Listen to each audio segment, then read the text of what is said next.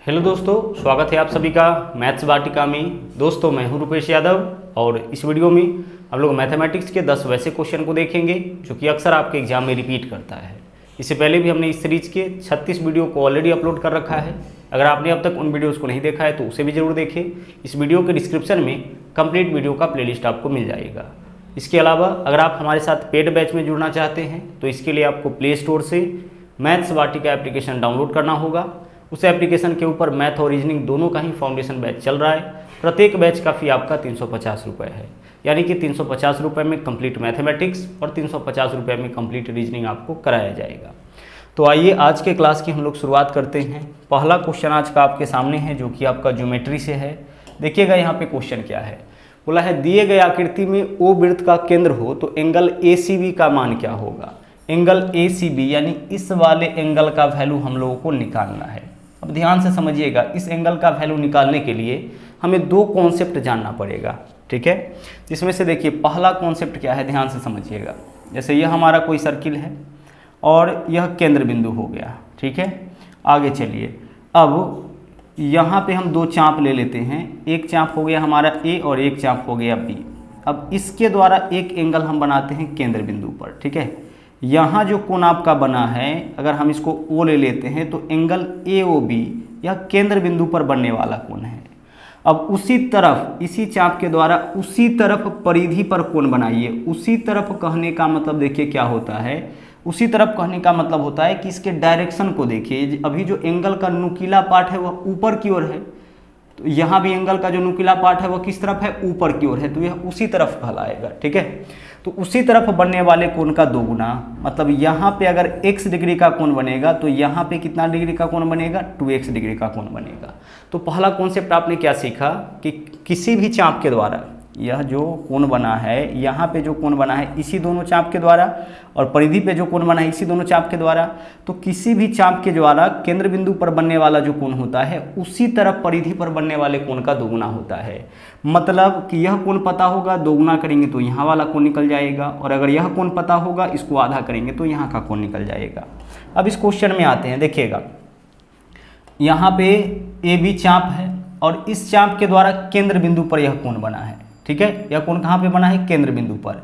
लेकिन यह जो कोण है इसका डायरेक्शन ऊपर की ओर है और इसका डायरेक्शन नीचे की ओर है, तो इसमें वह संबंध स्थापित नहीं होगा जो यहाँ पे हो रहा है। तो हम क्या करेंगे, खुद से एक एंगल हम परिधि पे बना लेंगे। यहाँ पे खुद से एक एंगल बना लिए और इस एंगल का नाम चलिए हम M दे दिए। तो एंगल AMB, यह जो एंगल AMB है वह चाप AB के द्वारा बना है।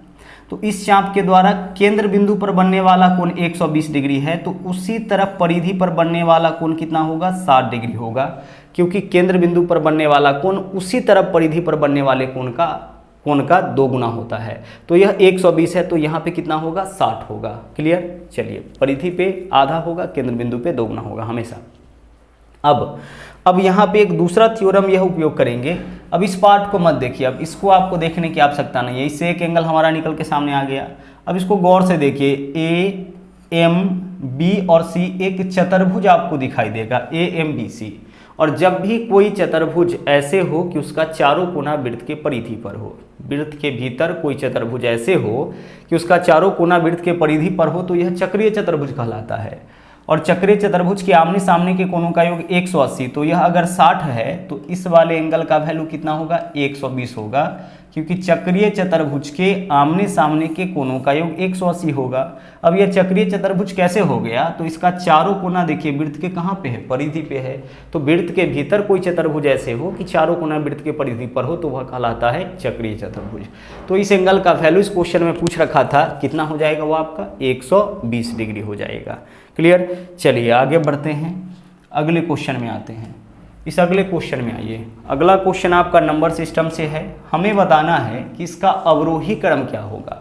अवरोही क्रम बताना है, यानी कि हमें इसे डिसेंडिंग ऑर्डर में सजाना है। डिसेंडिंग ऑर्डर का मतलब होता है कि डिसेंडिंग ऑर्डर में बड़ी संख्या हम लोग पहले, उसके बाद उससे छोटी, उसके बाद उससे छोटी और अंत में सबसे छोटी संख्या लिखते हैं। सीढ़ी पर से जो उतरने का क्रम होता है वह अवरोही क्रम होता है और सीढ़ी पे जो चढ़ने का क्रम होता है वह आरोही क्रम होता है, ठीक है। तो हमें अवरोही क्रम में लिखना है, यानी पहले बड़ी संख्या, उसके बाद छोटी, उसके बाद छोटी, ऐसे करके। तो अब हम यहाँ पे पकड़े कैसे कि कौन बड़ा है कौन छोटा है। तो अगर हम सबके नीचे वाले वैल्यू को बराबर कर दें, सबका जो हर है उसको हम इक्वल कर दें ना, तो बड़े आराम से हम पकड़ पाएंगे कि इसमें से बड़ा कौन है और छोटा कौन है। ठीक है, तो आइए हर को बराबर करते हैं। तो 11, 20 और 22 कहाँ जाके बराबर होगा, जरा सोचो आप। 11 नीचे वाले को बराबर करना है ना, तो 11, 20 और 22 कहाँ जाके बराबर होगा। तो इन तीनों का एलसीएम सोचिए क्या होगा, इन तीनों का एलसीएम 220 हो जाएगा या 220 पे जाके बराबर हो जाएगा। 11, 20 और 22 कहाँ जाके बराबर हो जाएगा, 220 पे। इनका जो एलसीएम होगा वहाँ जाके तो बराबर हो जाएगा। अब 220 बनाइए, इसमें कितना से गुना करिएगा, 20 से गुना करिएगा। देखिए यहाँ नीचे वाला में कितना से गुना किए, 20 से। तो नीचे वाला में 20 से गुना किए तो ऊपर वाले में भी 20 से गुना कर दीजिए, इससे माने में कोई अंतर नहीं आएगा। आपने नीचे वाला में 20 से गुना किया तो अब ऊपर में भी 20 से गुना कर दीजिए, इससे इसके वैल्यू में कोई अंतर नहीं आएगा। अब इसमें देखिए 220 करना है तो नीचे वाला में 11 से गुना, तो ऊपर वाला में भी कितना से गुना करेंगे, 11 से। इससे भी इसके मान में कोई अंतर नहीं आएगा। नीचे वाले को 220 करना है तो यहाँ भी 10 से गुना कर देंगे हम, ऊपर भी 10 से गुना कर देंगे, इससे इसके मान में कोई अंतर नहीं आएगा। हम लोग क्या किए, यहाँ पे प्रत्येक के नीचे वाला को हम बराबर कर दिए। अब नीचे वाला बराबर कहाँ जाके होगा, तो 11, 20, 22 इसका जो कॉमन मल्टीपल होगा 11, 20, 22 का, वहाँ पे जाके बराबर हो जाएगा। जैसे 2 और 3 होता तो 2 और 3 का कॉमन मल्टीपल क्या है, 6, तो 6 पे जाके बराबर हो जाता, तो सबके बट्टा में 6 करते। अब नीचे में 20 से गुना करना पड़ा तो ऊपर भी 20 से गुना कर देंगे, तो इसके मान में कोई अंतर नहीं आएगा। क्लियर है, इसके मान में कोई अंतर, चूंकि ऊपर नीचे 20 से गुना किए, 20 से 20 तो कट ही जाएगा। तो अब सबके बट्टा वाले वैल्यू को देखिए, सबका जो बट्टा वाला वैल्यू है वह तो इक्वल है। देखिए 220, 11 दूना 22, 220, 11 दूना 22, 220। अब ऊपर वाले से पकड़िए कि जिसका ऊपर में बड़ा होगा वह बड़ा होगा, छोटा होगा वह छोटा होगा। तो 20 सते 140, ठीक है। 16 गुने 11 167, ठीक है। और 21 गुने 10 कितना हो जाएगा, 210। तो सबसे बड़ा कौन होगा इसमें, 21/22।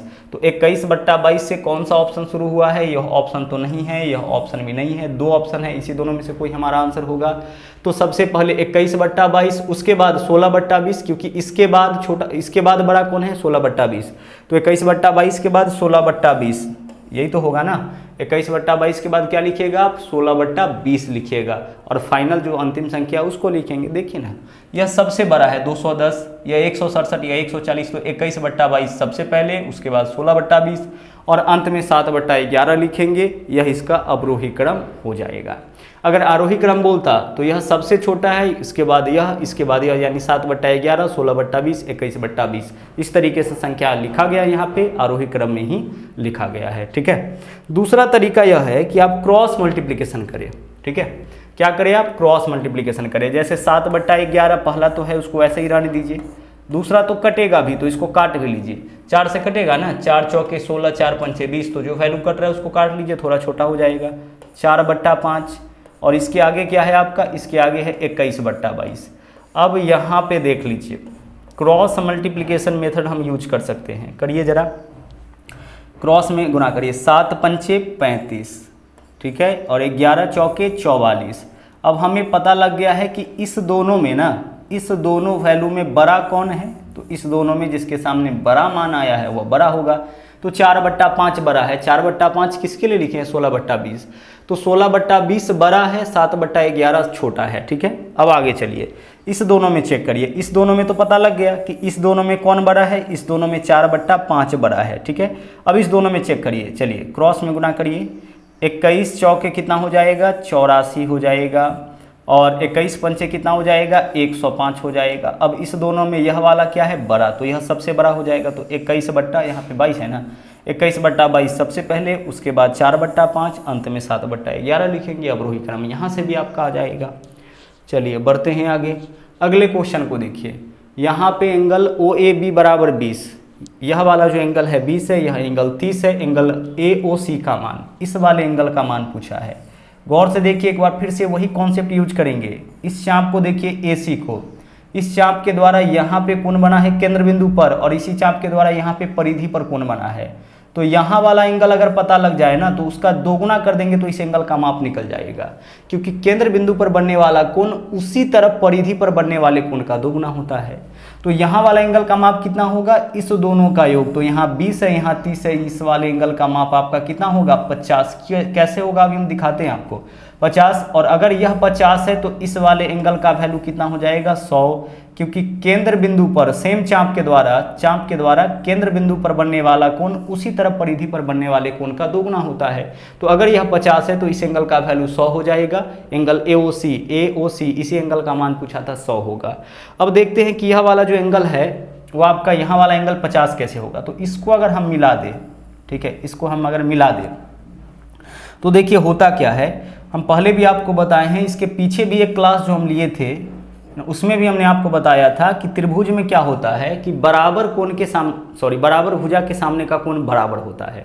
अगर कोई दो भुजा बराबर है तो उन दोनों भुजाओं के सामने का कोण भी आपका बराबर होगा। अब गौर से अगर आप देखिएगा तो यह केंद्र बिंदु से, देखिए केंद्र बिंदु से परिधि त्रिज्या, यह केंद्र बिंदु से परिधि त्रिज्या, तो वृत्त के हिसाब से यह भी त्रिज्या है और यह भी त्रिज्या है, तो दोनों तो बराबर होगा। यह भी आपका त्रिज्या, क्योंकि केंद्र बिंदु से परिधि को मिला है और केंद्र बिंदु से परिधि को मिला है, यह भी त्रिज्या, तो दोनों भुजा बराबर होगा। तो अगर इस त्रिभुज में, त्रिभुज AOB में अगर दो भुजा बराबर है तो इन दोनों भुजा के सामने का कोण बराबर होगा। तो इसके सामने का कोण 20 है तो इसके सामने का कोण यानी यह वाला भी कितना होगा, यह वाला कोण भी आपका 20 होगा। सेम चीज अब इधर चलिए, देखिए केंद्र बिंदु से परिधि, तो यह भी त्रिज्या, यह भी क्या होगा त्रिज्या। तो इस त्रिभुज में चलिए, त्रिभुज BOC में यह भुजा बराबर है तो इस दोनों के सामने का कोण भी बराबर होगा। तो इस भुजा के सामने का कोण 30, तो इस भुजा के सामने का कोण यही वाला ना होगा, यह भी कितना हो जाएगा 30। तो यह 20, यह 30, तो यह पूरा कितना 50 और यह पूरा 50, तो यह क्या हो जाएगा आपका 100 हो जाएगा।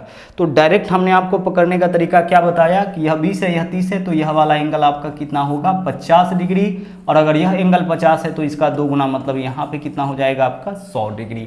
हमें यहीं पे केंद्र बिंदु पर बनने वाले कोण का माप निकालना था, वह आपका 100 डिग्री हो जाएगा। आगे बढ़िए, अगले क्वेश्चन में आ जाइए। यह अगला क्वेश्चन आपका अलजेब्रा से है, देखिएगा ध्यान से इसको। यहाँ पे क्या है ना कि इस पूरे के वर्गों का योग दे रखा है 0। तो जब आप सोचिए जरा सा कि इसके वर्गों का योग 0 कब होगा। आप बोलोगे कि सर इसके वर्गों का योग 0 तब होगा जब इसका भी वैल्यू 0 हो, इसका भी वैल्यू 0 हो और इसका भी वैल्यू 0 हो। अगर प्रत्येक का वैल्यू 0 होगा तभी इसके वर्गों का योग क्या होगा 0। अब आप सोचिए जरा सा कि इसका वैल्यू 0 कब होगा, इस पार्ट का मान 0 कब होगा, जब आप a के जगह क्या लीजिएगा, जब आप a के जगह लीजिएगा 6। देखिए 6 में से 6 माइनस करिए, 0, 0 का स्क्वायर 0, ठीक है। इस पार्ट का वैल्यू 0 कब होगा, जब b के जगह आप क्या लीजिएगा, जब b के जगह आप लीजिएगा 9, ठीक है। b के जगह 9, तो 9 माइनस 9 0 हो जाएगा, 0 का स्क्वायर, यानी इस पूरे पार्ट का मान 0 होगा। और इसका मान 0 कब होगा, जब आप c के जगह लीजिएगा 12। जब आप c का वैल्यू 12 लीजिएगा तो 12 माइनस 12 0, 0 का स्क्वायर 0 हो जाएगा। कहने का यह मतलब है कि इन आंकड़ों से देख के हमें पता लग गया है कि a का मान, b का मान, c का मान क्या होगा। अब हमें क्या बताना है, हमें बताना है क्यूबिक रूट ऑफ किसका निकालना है, a plus b plus c। तो a के जगह 6, b के जगह 9 और c के जगह कितना लिखेंगे हम 12। देखिए 9 6 15 12 27, cubic root of 27, cubic root करनी में 3 है, मतलब घनमूल करेंगे तो 27 का घनमूल क्या होगा 3, यानी कि आपके इस क्वेश्चन का आंसर ना 3 हो जाएगा। ठीक है, क्या आंसर होगा इस क्वेश्चन का 3 होगा। तो अब से अब के बाद जब भी इस तरह का क्वेश्चन आए ना तो आप देख के बता देना। अच्छा मान लीजिए यहाँ प्लस होता, ठीक है, यहाँ प्लस होता, अब बोलिए a का मान क्या होगा। तो a का मान अब हो जाएगा आपका -6, क्योंकि -6 में 6 ऐड करेंगे तभी तो 0 होगा, मतलब यहाँ जो चिन्ह होगा ना उसका रिवर्स a का मान। तो a का मान -6, b का मान -9, c का मान +12, केवल चिन्ह आपको उल्टा कर देना है। ठीक है, अगर प्लस रहे तो। चलिए आगे बढ़ते हैं, अगला क्वेश्चन देखिए। यहाँ पे देखिए x और y का अधिकतम मान निकालना है, मैक्सिमम वैल्यू निकालना है।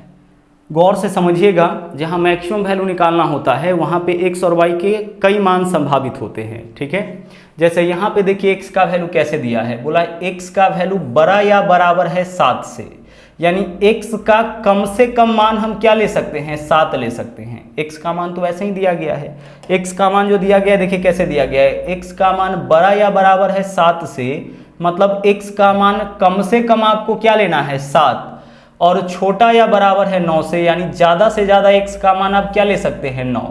तो x का वैल्यू कम से कम 7 लेना है, ज़्यादा से ज़्यादा 9 लेना है। मतलब x का मान ना 7 भी ले सकते हैं, 8 भी ले सकते हैं, 9 भी ले सकते हैं। इसके कहने का मतलब इसके अकॉर्डिंग x का वैल्यू क्या क्या हो सकता है 7, 8, 9, क्योंकि x का मान बड़ा या बराबर है 7 से, तो 7 के बराबर या 7 से बड़ा, तो उसमें 7 भी शामिल होगा, और छोटा या बराबर है 9 तक, यानी कि 9 तक हमें ले जाना है। तो x का मान 7, 8, 9 होगा।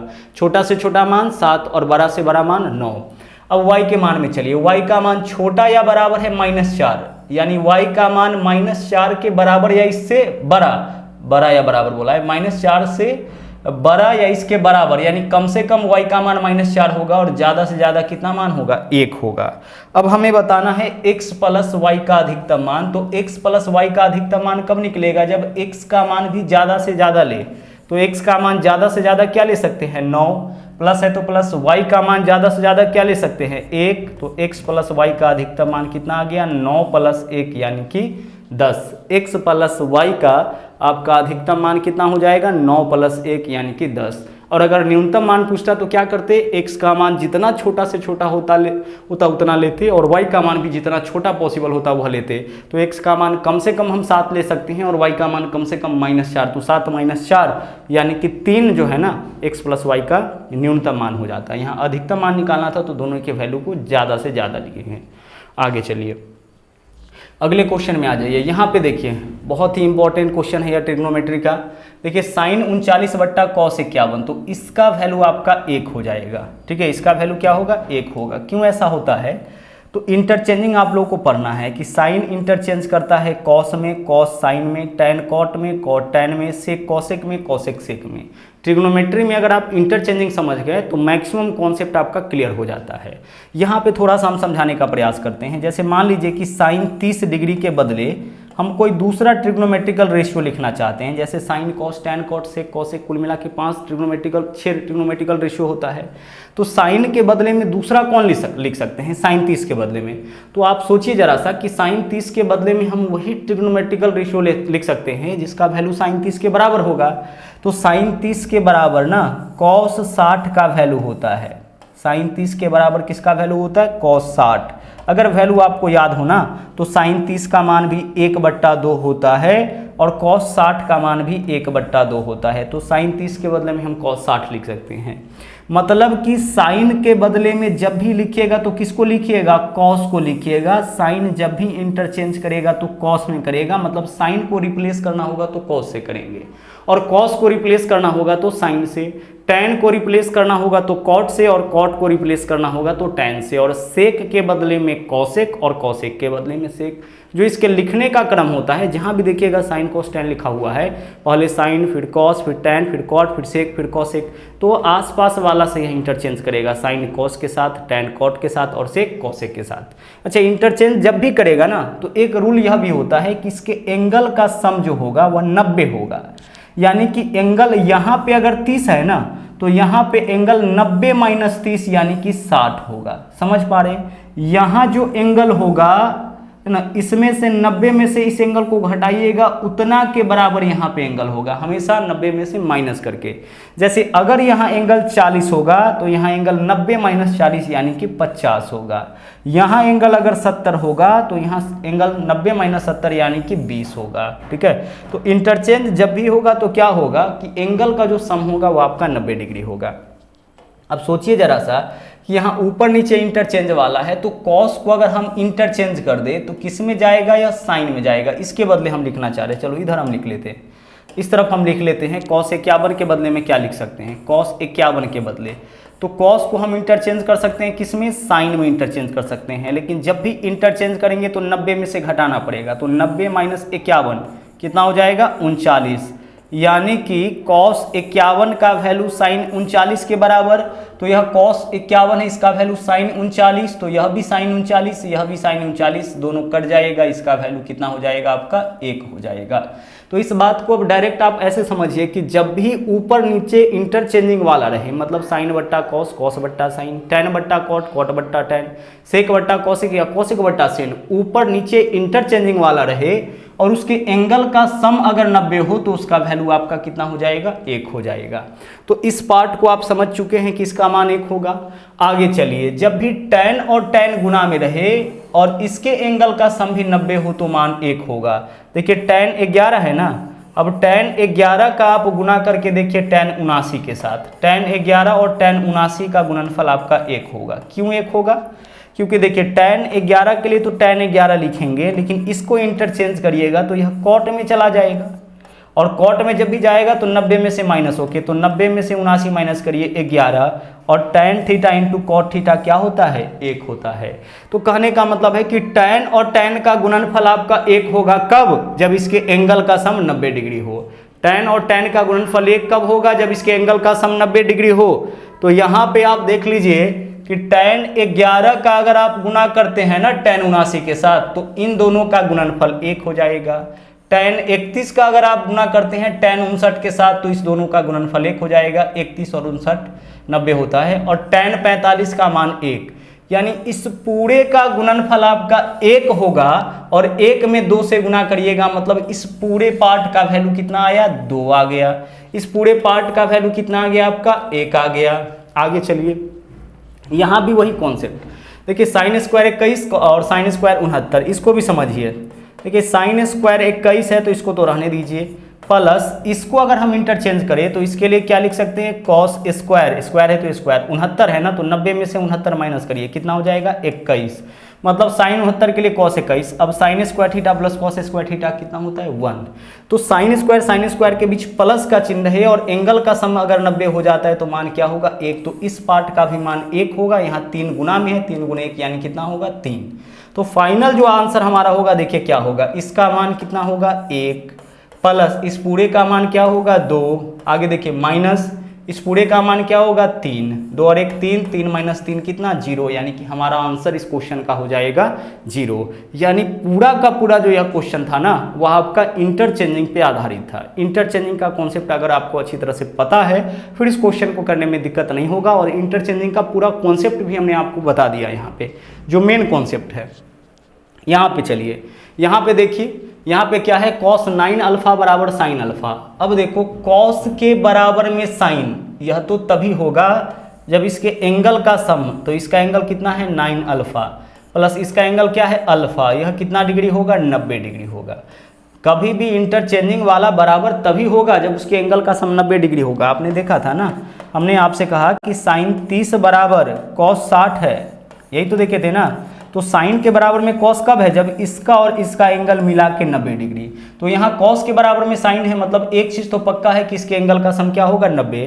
तो 9 अल्फा प्लस अल्फा क्या होगा, 10 अल्फा। तो 10 अल्फा का वैल्यू 90 डिग्री, 10 इधर गुना में इधर आएगा तो भाग में 9 डिग्री, यानी कि अल्फा का वैल्यू 9 डिग्री। अब हमें tan 5 अल्फा का मान निकालना है, तो tan 5 गुने अल्फा, अल्फा का मान 9 9 पंचे 45, यानी कि tan 45 का मान हमें बताना है। तो tan 45 का मान क्या होगा, 1। अल्फा का वैल्यू 9 डिग्री आ गया, तो 9 तो 5 अल्फा का वैल्यू 45, tan 45 का वैल्यू 1 हो जाएगा। आगे चलिए, अगला देखिए, अगला क्वेश्चन है कि एक समलंब चतुर्भुज की भुजाएं 5 मीटर और 8 मीटर है। सबसे पहले देखिए हम समलंब चतुर्भुज बनाते हैं कि किस तरीके से यह दिखता है। यह हमारा एक समलंब चतुर्भुज हो गया, ठीक है। समलंब चतुर्भुज में क्या होता है कि दो भुजा समानांतर होता है और दो भुजा असमानांतर। जैसे ए बी, अगर एक भुजा ए बी लिए और दूसरा भुजा इसका हम सी डी लिए, तो ए बी और सी डी आपस में समानांतर होता है, मतलब इसके बीच का दूरी ना बराबर होता है, ठीक है। अब समानांतर भुजाओं में से एक भुजा को हम लिए ए और दूसरा भुजा को लिए हम लोग बी माने, ठीक है। अब इसका जो ऊंचाई होगा, चूंकि इसके बीच का दूरी सभी जगह से बराबर होता है, हम कहीं से भी लेंगे बराबर होगा, तो इसके बीच का जो दूरी होगा, समानांतर भुजाओं के बीच की दूरी, इसी को हम ऊंचाई बोलेंगे। इसके लंबवत दूरी को हम लोग किससे डिनोट करेंगे, ऊंचाई को हम एच से डिनोट करेंगे, ठीक है। तो हमें बताना है समलंब का क्षेत्रफल। तो समलंब का देखिए क्षेत्रफल क्या होगा, समलंब चतुर्भुज का क्षेत्रफल हमें क्या बताना है, समलंब चतुर्भुज का क्षेत्रफल। तो समलंब चतुर्भुज का क्षेत्रफल होता है आपका 1/2, ठीक है, 1/2 गुने समानांतर भुजाओं का योग। तो एक समानांतर भुजा ए है, दूसरा बी है, तो ए प्लस बी गुना ऊंचाई क्या होगा, एच। यही समलंब चतुर्भुज का क्षेत्रफल होता है। क्या होता है, 1/2 गुने समानांतर भुजाओं का योग गुने ऊंचाई। ठीक है, अब इसे यहाँ पे क्षेत्रफल निकालिए। देखिए क्या है, एक समलंब चतुर्भुज की भुजाएं 5 मीटर और 8 मीटर। देखिए ऊपर वाला 5, नीचे वाला कितना है 8, छोटा वाला 5, बड़ा वाला 8, और उनके बीच की लंबवत दूरी, भुजाओं के बीच की लंबवत दूरी यानी h का वैल्यू क्या दे रखा है 10। बोला इसका क्षेत्रफल क्या होगा, लगा दीजिए फॉर्मूला 1/2 गुने समानांतर भुजाओं का योग, तो 5 और 8 कितना 13, a प्लस b, तो 5 और 8 13 गुना ऊंचाई कितना हो जाएगा 10। सोल्व करिए, 2 पंचे 10, 13 पंचे 65, 65 वर्ग सेंटीमीटर हमारा क्या हो जाएगा इस क्वेश्चन में क्षेत्रफल हो जाएगा इस समलंब चतुर्भुज का।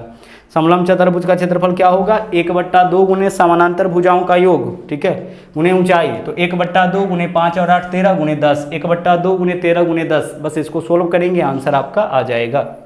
अगला देखिए, अगला क्वेश्चन क्या है, बोला है एक समचतुर्भुज के विकर्ण 6 सेंटीमीटर और 8 सेंटीमीटर है, तो इसके प्रत्येक भुजा निम्नलिखित में से कौन सी हो सकती है। सबसे पहले तो हम समचतुर्भुज बनाते हैं, ठीक है, यह हमारा एक समचतुर्भुज है।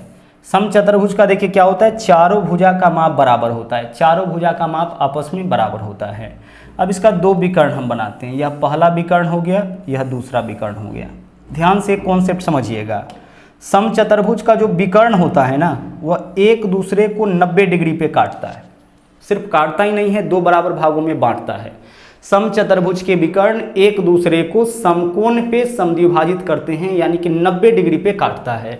तो एक विकर्ण का माप देखिए कितना है 6, तो पूरा यहाँ से लेकर के यहाँ तक 6 होगा, तो इस आधे का माप बताइए क्या होगा 3। 2 बराबर भाग में इसका विकर्ण बढ़ जाता है इस पॉइंट से, यह जो पॉइंट है ना, यह विकर्ण को 2 बराबर भाग में बांटता है, तो यह आधा 3 होगा, इधर भी क्या होगा 3। आगे दूसरे विकर्ण का माप 8 है, तो इस आधे का माप क्या होगा 4 होगा, ठीक है, इस आधे का माप आपका हो गया 4। पहला विकर्ण के आधे का माप 3, दूसरे विकर्ण के आधे का माप 4, और यहाँ पे 90 डिग्री का कोण बनता है, यह थ्योरम है, ठीक है।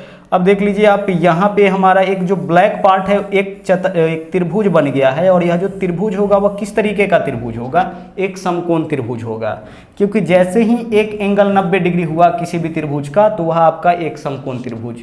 और समकोण त्रिभुज का देखिए यह लंब हो गया, यह आधार, यह क्या होगा कर्ण, क्योंकि देखिए 90 डिग्री के सामने वाली भुजा कर्ण, तो यह 3 है, यह 4 है, तो यह क्या हो जाएगा 5 हो जाएगा। कैसे 5 होगा, क्योंकि कर्ण बराबर रूट अंडर लंब का स्क्वायर, तो लंब 3 प्लस आधार का स्क्वायर, आधार 4, 3 का स्क्वायर 9, 4 का स्क्वायर 16, 16 9 25, 25 का वर्गमूल 5। तो देखिए इस भुजा का माप कितना आ गया 5।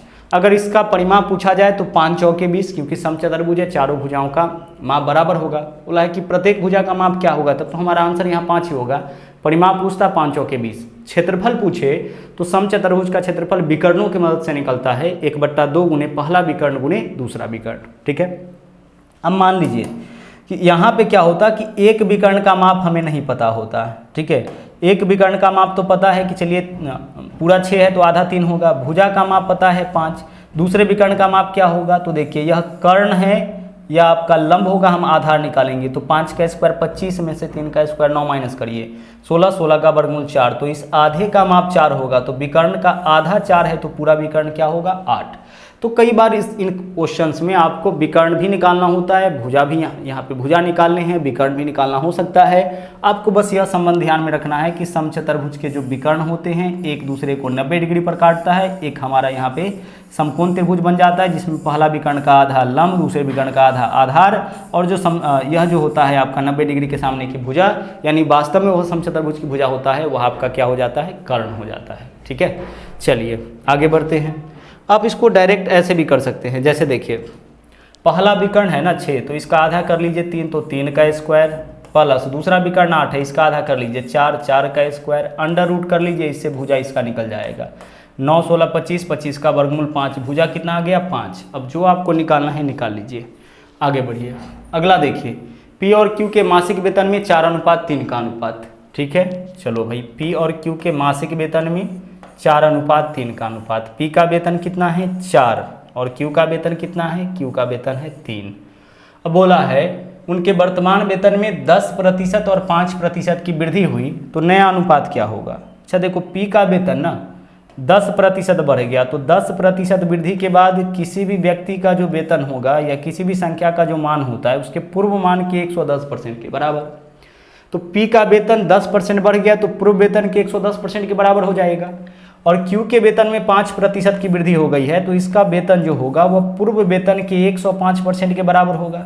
10% वृद्धि के बाद 110% के बराबर, 5% वृद्धि के बाद 105% के बराबर। ठीक है, तो यह हो गया P का बढ़ा हुआ वेतन यानी कि नया वेतन, यह Q का नया वेतन। इस दोनों का अनुपात निकालना है। अनुपात का मतलब बट्टा होता है, निकाल लीजिए। देखिए इसमें से जो कटेगा उसको काटिए।